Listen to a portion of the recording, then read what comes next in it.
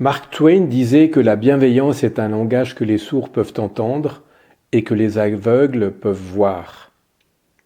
Dans ce podcast, nous allons voir comment développer la compétence en coaching qui consiste à développer un espace de confiance et de sécurité.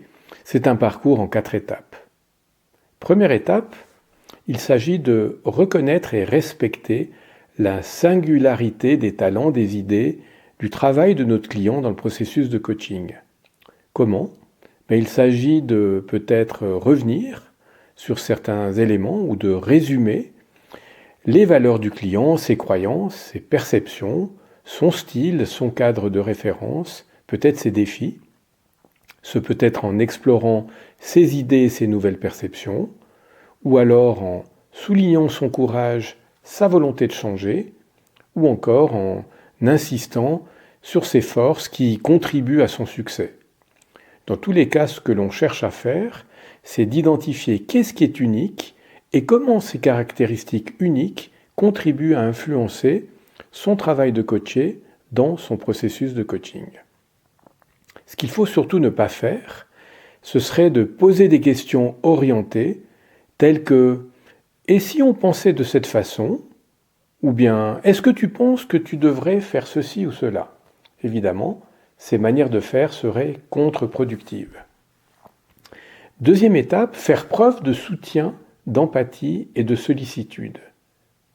Ici, il ne s'agit pas d'être le sauveur ou de chercher de manière maladroite à prendre soin du client, mais plutôt de le soutenir et de faire confiance dans sa capacité à prendre soin de lui par lui-même.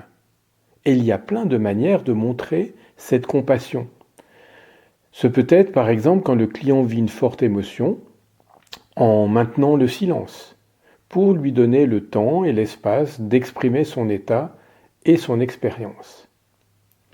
Si on va vers la troisième étape de ce parcours, je viens de dire que parfois c'est bon de maintenir le silence, et bien pourtant il s'agit également, pour encourager activement, soutenir l'expression des sentiments et des perceptions du client, de peut-être ne pas garder le silence dans ces moments-là, car ce n'est pas suffisant.